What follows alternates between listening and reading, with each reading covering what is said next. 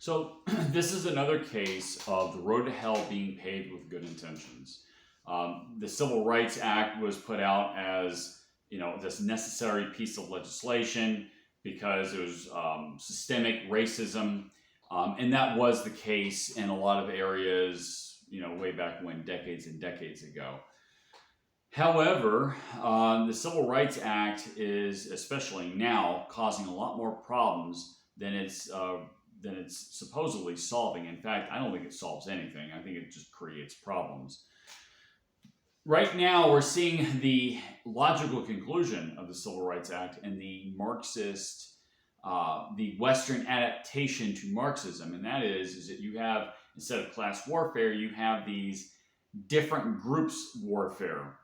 So take, for example, biological men competing in women's sports. Well, they can't kick him out of there because he's a, quote, minority.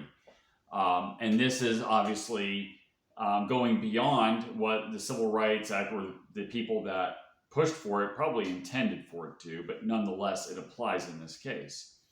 The Civil Rights Act, I would even make the argument, and I think this is, I would assume this is probably the correct interpretation, but I think it's an overextension of the Commerce Clause in the Constitution. I mean, I think it violates the 10th Amendment of the Constitution. It's an attack on the Bill of Rights. I mean, you think of, the right to pursue, your happiness and your own self-determination. Well, I mean, if I own my own business, I should be able to hire whoever I want to. I mean, and if let's say if I was racist, let's say I didn't want to hire somebody because of their skin color, well, they probably don't want to work for someone like me anyway, right? And just saying hypothetically, or if I decided I only want to hire midgets, for some reason, and maybe I have a reason for it, then I should be allowed to only hire those types of people that can fit that task.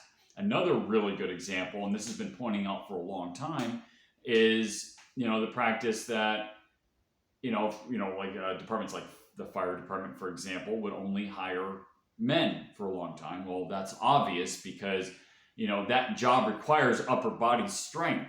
So you get these female firefighters that actually pose a danger in most cases. So the Civil Rights Act needs to be repealed.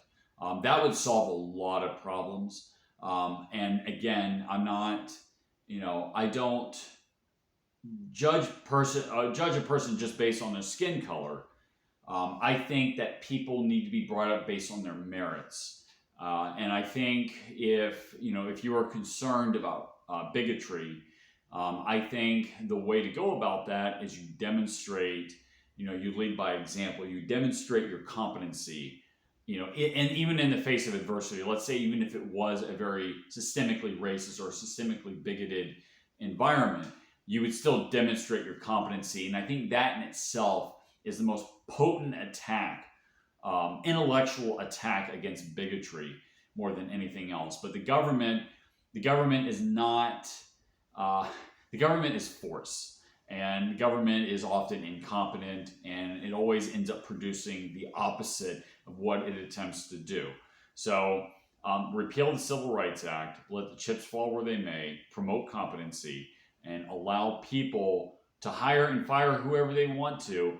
And that may very well put an end to the whole, biological men competing in women's sports.